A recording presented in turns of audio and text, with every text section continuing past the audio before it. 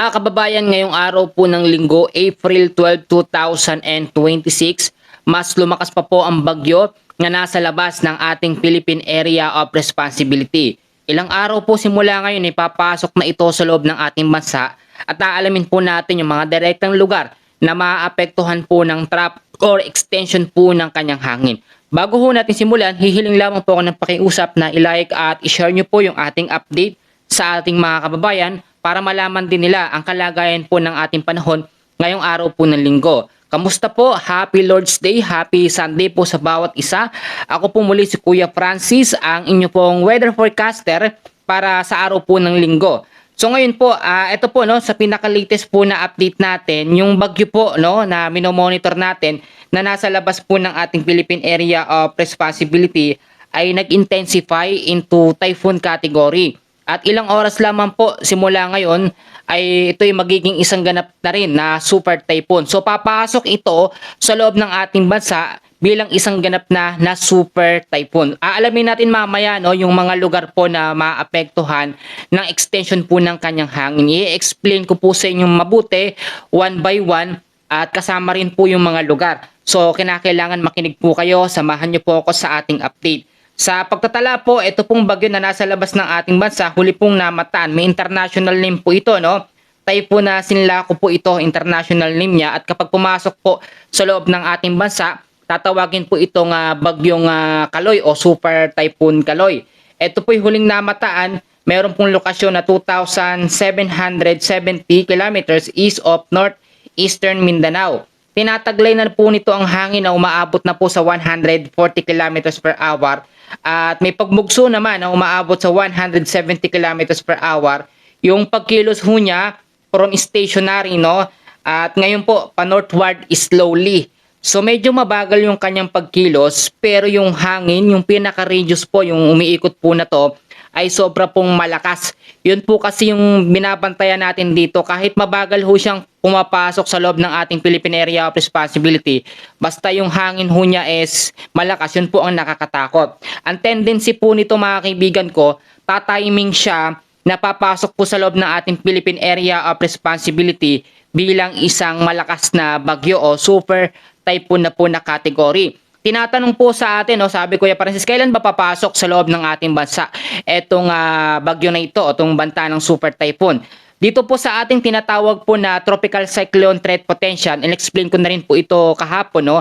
Kung makikita nyo sa pagitan po ng April 16 hanggang sa April 22, dyan po papasok o yung peak ng pagpasok po ng bagyong nasa labas ng ating bansa. At yung trap o extension po ng kanyang hangin, yung makakaapekto sa ilang bahagi po ng ating bansa, silangang bahagi. Explain ko mamaya yung mga lugar, so kailangan malaman nyo ho ito.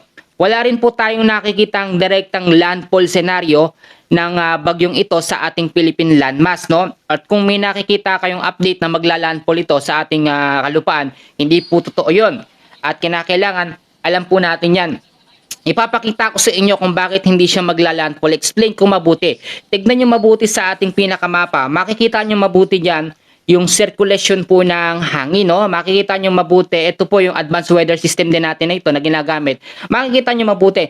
Sobra pong malawak yung circulation ng hangin, yung pag-ikot po ng bagyong ito, which is ito po ay nakakatakot kapag nag-landfall talaga sa ating bansa. Kasi nga, ang sinasabi nila, meron kasi tayong ridge o high pressure area, itutulak yan pababa. Pero ipapaalala ko, ganap na super typhoon ito kapag nasa loob ng ating bansa. So hindi siya kayang itulak basta-basta ng high pressure hangin dahil malakas po siya. No? Pag sinabi natin or when we say super typhoon, ito po nagtataglay ng hangin na 200 to 240 kilometers per hour na lakas ng hangin. And then pinaka-max niya hanggang 300 kilometers per hour. Nakita nyo yung sirkulasyon, masyado po itong malakas. Ngayon po ay ipapakita ko sa inyo yung ating pinakamapa para din ma-explain kong mabuti. Kasama na rin po dito yung mga lugar na maaapektuhan at madadaanan po ng extension ng hangin ng bagyo. So kung makikita nyo po sa ating pinaka-live po na mapa, ito po yung mapa natin. So tignan nyo mabuti, nandito na po yung bagyo na ating minomonitor. Ganap na po itong typhoon ha. Ilang oras lamang simula ngayon ay magiging isang ganap na rin po ito na super typhoon category. Pero ang kagandahan po dito, kahit maging super typhoon na siya, basta stationary o hindi po siya masyadong gumagalaw sa kanyang pwesto, patuloy lang siyang lalakas no sa karagatan po diyan sa may silangang bahagi po ng ating bansa. Ang nakakatakot dito, kung ito'y super typhoon tapos nasa loob na ng ating bansa, yun po ang delikado. May mga senaryo tayong kino-consider dito. Pwede po ang nangyayari sa ngayon, etong bagyo po na Sinlaco, no, o Tropical Cyclone Sinlaco, typhoon category, ay nag-iipon ng lakas bago po lumapit dito sa ating Philippine Area of Responsibility.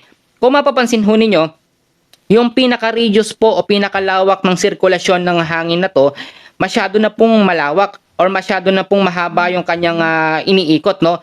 Ang nakakatakot po dito mga kaibigan ko, yung trap or extension po ng kanyang hangin, halos magiging doble po yung lakas. Tignan nyo mabuti na halos kasing laki na siya ng bansang Pilipinas kapag lumapit pa ng lumapit. Pero kung makikita nyo naman sa direksyon niya, hindi naman siya nakadirekta, no? O nakatumbok dito sa ating pinakabansa, no? Lilihis lamang siya. Kaya nga po lagi ko sinasabi sa inyo and base na rin sa ating tropical cyclone threat potential, pagitan po ng April 16 hanggang sa 22, dyan lamang po siya sa loob ng ating par pero wala po siyang direktang paglandfall. So meaning to say, dito po siya sa bandang Eastern Visayas, Eastern Mindanao, North Luzon, Extreme Northern Luzon, yung mga lugar po na maaapektuhan. So klaro po tayo doon po sa sitwasyon po na yon, no? So eto po, ipapakita ko po sa inyo at aalamin natin yung mga direktang lugar po na maapektuhan ito dahil marami po nagtatanong sa atin. Yung iba talagang nangangamba na.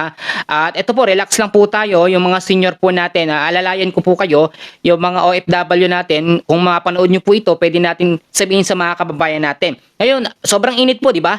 Sobrang maalinsangan po sa tanghali, lalo sa hapon, sobrang init po talaga. Pero ang katumbas naman yan o kapalit naman yan, malakas na bagyo na paparating.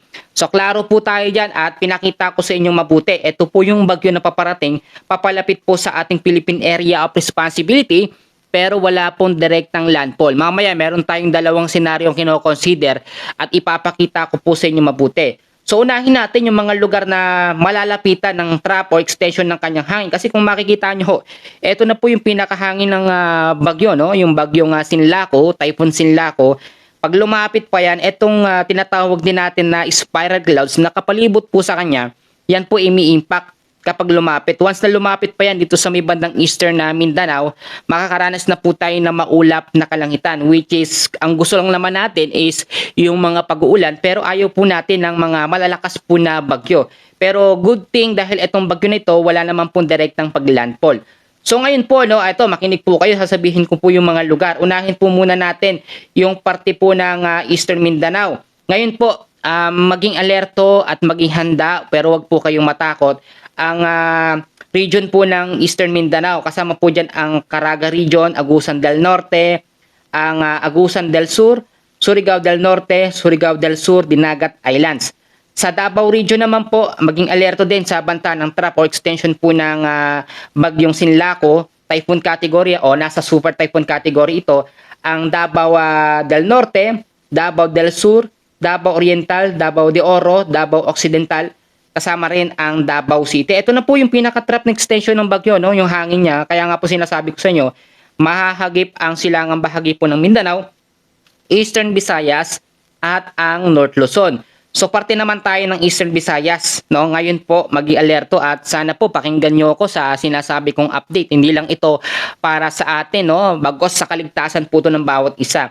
Sa parte ng Eastern Visayas, trap at extension po ng bagyong Sinlaco ang makakaapekto. Ito na po kasi yung hangin niya. Nakikita niyo mabuti. Sobrang lawak po ng sirkulasyon ng bagyo na ito. Napakalakas po talaga. Ayan, no? Nakakatakot po, no? Kaya ngayon, yung mga pagbibigay ko ng update, talagang mararamdaman nyo naman, di ba? Sa diction ng pagsasalita ko, talagang kinakabahan ako dahil nakakatakot po ito. Ang Eastern Visayas, maging alerto at maging handa. Ang mga probinsya sa Eastern Visayas tulad po ng Biliran, Eastern Samar, Leyte, Northern Samar, kasama po ang Southern Leyte. Yung mga lugar po na yan, maging alerto sa banta po ng mga pag-uulan dulot po ng extension ng hangin ng bagyong Sinlaco o magiging bagyong Kaloy kapag nasa loob na po ng ating bansa. Bukod po dyan, ang bahagi naman ng North Luzon, ito po kasi ang sinasabi natin, hindi lang man po talaga yung parte ng Eastern Visayas, Eastern Mindanao, kasama po ang North Luzon, no? Sa North Luzon po, ang mga region sa North Luzon, ito maging alerto at maging handa dahil halos naaabot din no, ng hangin. Ito kasi nakikita nyo naman yung kumikilos na. No? Naaabot din po ng trap o extension ng bagyo ang Ilocos Region, Ilocos Norte, Ilocos Sur, sa may parte ng Ilocos, La Union, Pangasinan, parte naman ng Cagayan Valley, kasama ang Batanes, Cagayan, Isabela, Nueva Vizcaya, Quirino. Sa Cordillera Administrative Region, kasama po ang Abra, Apayao, Benguet, Ifugao, Kalinga, Mountain Province. No? Nililinaw ko po sa inyo na kapag ka nasa loob na ng ating Philippine Area of Responsibility, etong Typhoon Sinlaco no, o Super Typhoon Sinlaco, hindi po siya maglalandfall sa anumang bahagi ng ating landmass. Pag sinabi po nating landmass, yan po yung kalupaan natin. No? Ito po kasi pag naglandfall talaga yan, sobra pong malakas at nakakatakot po talaga. Dinoble check na po natin ito sa ating advanced weather system, sa ating tropical cyclone threat potential. Hindi ito tatawid ha, hindi tatawid sa ating kalupaan. Bagkus lilihis lamang siya, bagamat papasok siya sa loob ng ating Philippine Area of Responsibility, pero walang direktang paglandfall. Pag nakaranas tayo ng mga pag-uulan, yun po sa banta na ng bagyong Sinlaco o papalapit na yung bagyo, nagpaparamdam na, nararamdaman na. Kasi eto na po, no? At eto naman, no, yung nakikita nyo naman na spiral clouds, yung umiikot po sa kanya, yan yung radius ng bagyo o yung lawak po ng sirkulasyon ng hangin na meron po sa bagyo. Kapag kasi super typhoon category ang isang bagyo, tinataglay po talaga nito ang pinakamalalakas na hangin na umaabot pinakamax hanggang 300 kilometers per hour. At makikita naman natin yan ng live sa ating weather forecast. At ang super typhoon po, pumapalo yan hanggang category 5 or signal number 4 hanggang signal number 5. Yung pinakamax at pinakamalakas. Ito po pinakamata ng bagyo. Ito marami nagtatanong, sabi, explain ko daw mabuti yung pinakamata ng bagyo. Sa pinakamata naman po ng bagyo, kapag ito po tumama sa kalupaan natin, sobrang matindi po yung hangin, no? Hagupit ng hangin talaga. Pero kapag trap or extension lamang ng hangin ang nakahagip dito po sa Eastern Mindanao, Eastern Visayas, parte po ng North Luzon, more on mga pag-uulan lamang mauulap na kalangitan ng ating mararanasan. At ipag-pray natin na wag po itong dumikit no, ng kakaunti dito po sa parte ng North Luzon. Kasi diyan po siya dadaan, no? Hahagip siya sa Eastern Mindanao, Eastern Visayas, paangat po dito sa North Luzon hanggang sa pataas na, hanggang sa lumabas po ng ating Philippine Area of Responsibility. Pwede nyo hong isulat at para din malaman natin, pagitan ng April 16 hanggang sa April 22, yung pagpasok po nito sa ating Philippine Area of Responsibility. Ngayon po is April 12, no? Hindi ko naman sinasabi sa loob ng 4 na araw nandyan na yung bagyo. Pero yung pagitan po ng April 16 hanggang sa 22, dapat po maging alerto tayo. Pero I hope na wag maapektuhan yung mga bakasyon ninyo. Huwag kayong masyadong matakot dahil hindi naman ito magkakaroon ng matinding impact. Ang magiging impact lamang po nito sa mga lugar na binanggit ko, kanina yung mga lugar ha, pwede nyo hong isulat yon. Yung mga pag-uulan, consistent na mga pag-uulan, lalo na po sa bandang hapon at sa paggabi. Sa ngayon kasi, kino-consider din natin ang isa pang weather system, yung ridge of high pressure area, na pinapangambahan na pwedeng itulak yung bagyo pababa po dito sa parte ng North Luzon kapag nandito na siya banda sa gilid, no? At eto, i-explain ko sa inyo ng malinaw. Yung ridge of high pressure area, actually, hinipan niya yung mga kaulapan na wala talaga. Pero hindi po kakayanin ng high pressure area ang isang super typhoon na bagyo. Ang mangyayari kasi dito, sasama lamang o mapapasama o mapapacombine itong malakas na hangin o ridge of high pressure area sa sirkulasyon ng hangin po ng bagyong Sinlaco. Ito pong bagyong Kaloy. So ang mangyayari, tuloy-tuloy pa rin siya sa kanyang tinatawag natin na direksyon o area of probability. Pero tulad sa mga update na sinasabi ko, meron kasi mga biglaang pagbabago sa direksyon at biglaang pagbabago sa paglakas. Nangyayari po yan. Bagamat sa ngayon, consistent ito sa kanyang magiging direksyon na wala tayong landfall scenario dahil wala tayong iba pang weather system tulad po ng habagat o southwest monsoon. Nakaka-apekto po kasi yun, no? At eto po mga kaibigan, ano ba yung mga dapat nating gawin kapag ka ganitong meron pong malakas na bagyo? Hindi lang basta malakas, as in super typhoon. Ito po is sa pangatlong bagyo pa lamang ngayong 2026 at unang super typhoon din ngayong 2026. Sa pagkatala po ng pag-asa ngayong 2026, nasa 19 hanggang 22 na bagyo ang possible na mabuo, no, sa loob ng ating bansa o sa ating Philippine Area of Responsibility. Unang paalala, kinakailangan lagi po kayong maging updated sa lagay po ng ating panahon. Ako po si Kuya Francis, maadaling araw pa lamang no, nagbibigay na ako ng update sa lagay ng ating panahon, especially yung mga kababayan natin sa parte po ng Luzon, Visayas at Mindanao, lalo na yung mga magtatrabaho, kailangan alam nila yung lagay ng ating panahon. Bagamat sa gayon wala pa tayong gale warning, yung mga mangingisda natin pwede pang pumalaot, pero once na pumasok na o lumapit na itong bagyo, wag na munang lalabas at mangingisda. Pwede ring lumikas yung malapit sa mga bundok, no, o yung malalapit din sa mga karagatan, sa mga ilog, sa mga katubigan, malalapit po. Mahirap kasi mga pagbabaha, alam naman natin.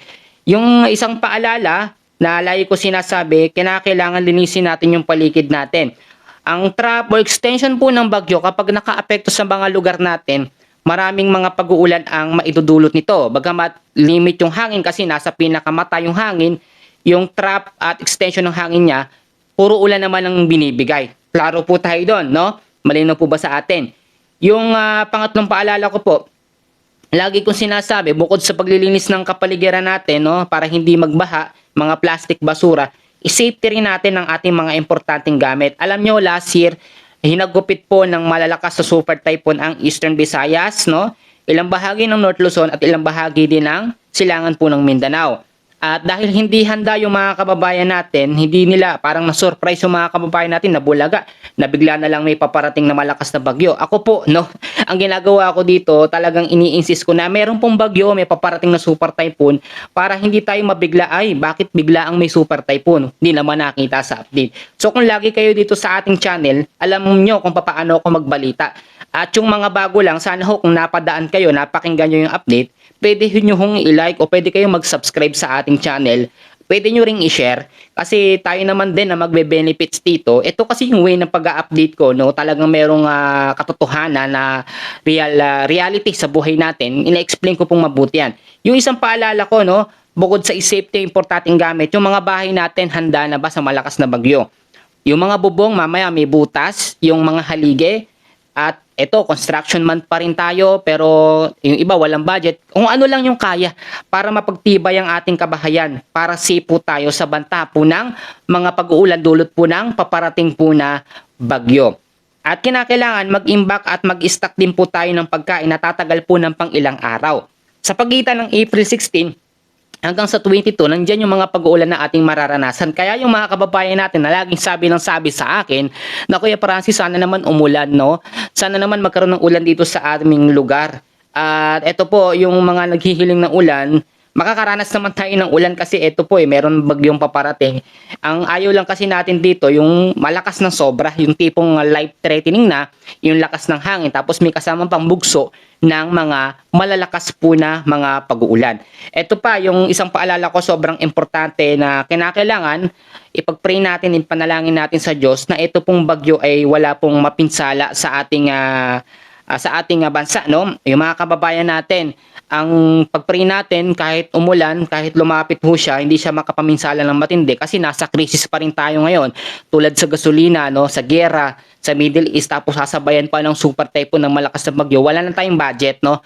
Wala na, talagang mas mahirap. Kaya ang panalangin, kakapitan po talaga natin always sa araw-araw, magpasalamat po tayo sa ating Panginoon. At ito, isasummarize ko yung update natin. Parte po ng Luzon, Visayas at Mindanao, meron na ridge of high pressure area o malakas na hangin. Kaya kung mapapansin ho ninyo, wala tayong kaulapan ngayon na nakikita sa ating mapa, pero once na lumapit na itong bagyo, nandun na. Tuloy-tuloy na yung mga ulap na yan.